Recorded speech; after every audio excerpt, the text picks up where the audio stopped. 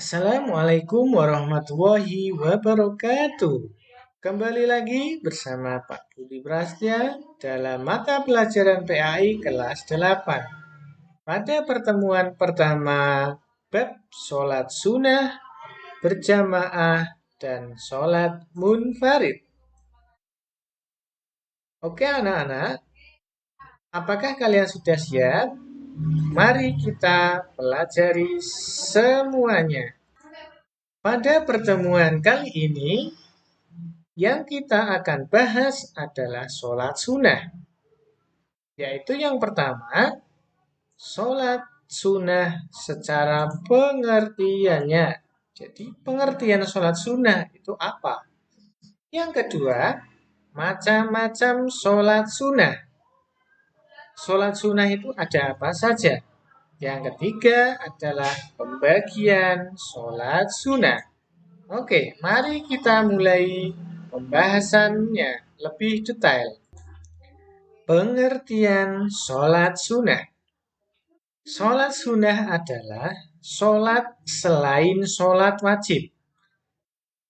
Sholat wajib itu kan ada 5. Berarti 5 itu yaitu yang pertama duhur, asar, maghrib, isya, dan subuh.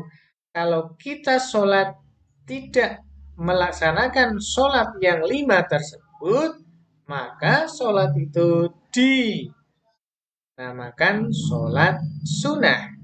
Sholat sunnah adalah sholat selain sholat wajib.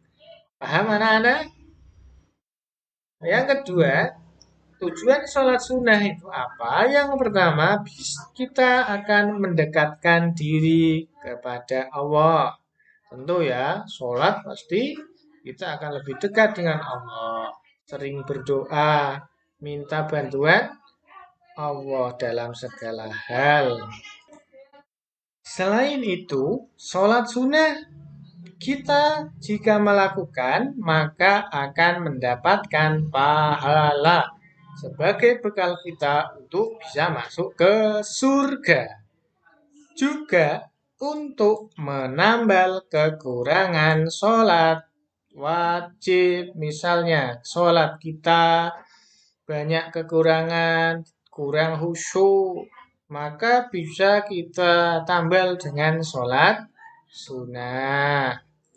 Itu ya, itu adalah pengertian sholat sunnah.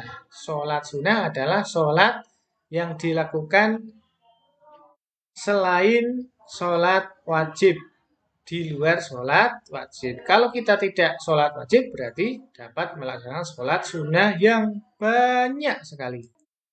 Selanjutnya adalah jenis sholat sunnah. Apa saja jenis sholat sunnah? Di sini ada 3. Yang pertama sholat sunnah berjamaah. Yang kedua sholat sunnah munfarid.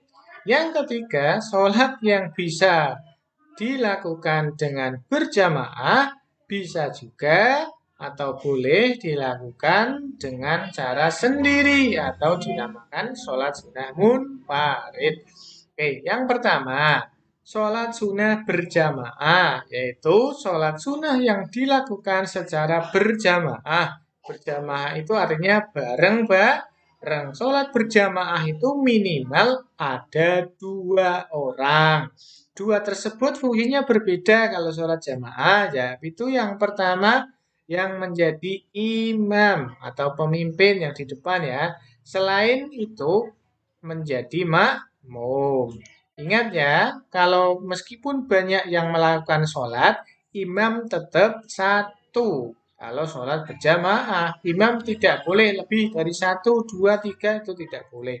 Misalnya 10 orang, imamnya tetap 1 dengan pemilihan dan kriteria imam itu ada sendiri. Yang kedua, sholat sunnah munfarid, yaitu sholat sunnah yang dilakukan secara sendiri.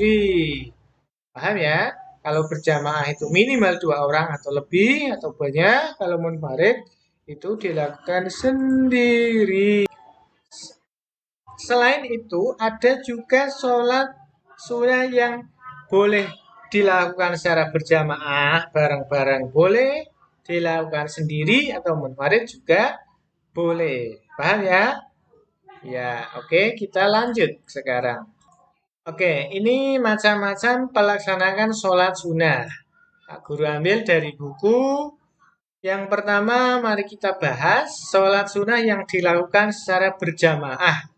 Wajib berjamaah. Sholatnya kudu harus dilakukan berjamaah. Yang pertama, sholat Idul Fitri, kalian paham? Idul Adha, sholat Idul Hari Raya Kurban.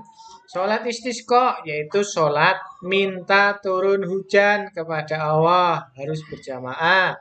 Sholat kusuf, sholat gerhana matahari. Sholat khusuf, sholat gerhana bulan. Paham ya? Ini adalah sholat yang wajib dilakukan dengan berjamaah. Tidak boleh dilakukan sendiri.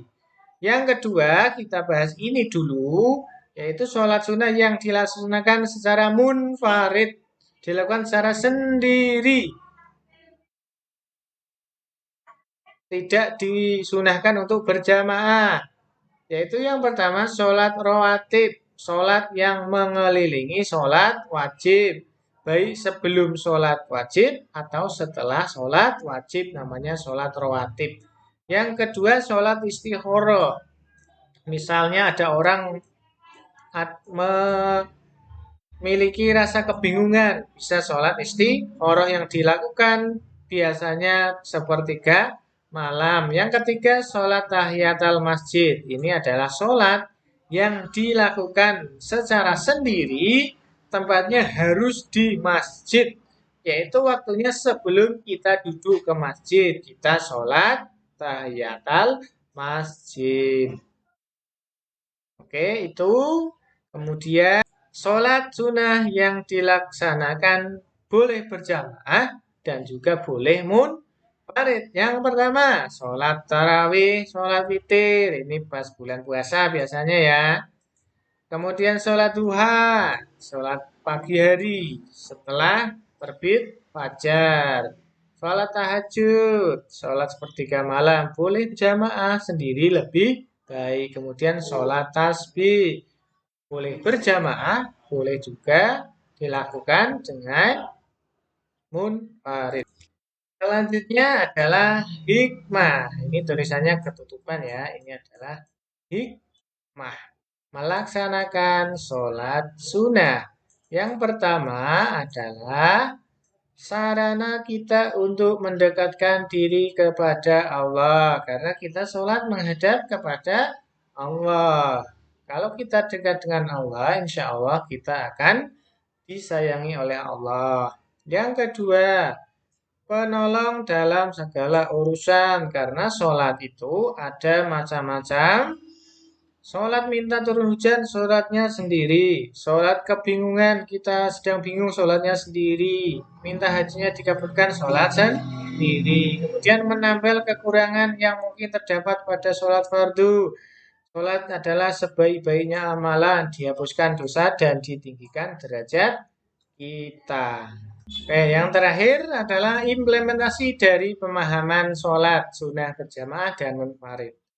Sholat sunnah berjamaah memiliki hikmah yang lain, yaitu memunculkan sikap kebersamaan. Karena sholat berjamaah sunnah itu pasti bareng-bareng, akhirnya kita bisa bertemu dengan tetangga, dengan masyarakat lain, dan peduli sosial, bisa saling membantu. Yang kemudian memunculkan sikap demokratis. Kita bisa saling usul untuk melakukan apa, misalnya di sana.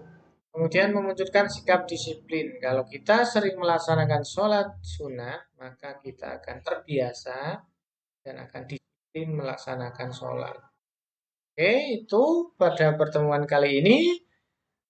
Mari kita tutup dan silahkan kalian tunggu tugas dari Pak Guru melalui WA Group ya anak-anak. Sekian dari Pak Guru, semoga bermanfaat. Kita kembali di WA Group. Wassalamualaikum warahmatullahi wabarakatuh. Dadah.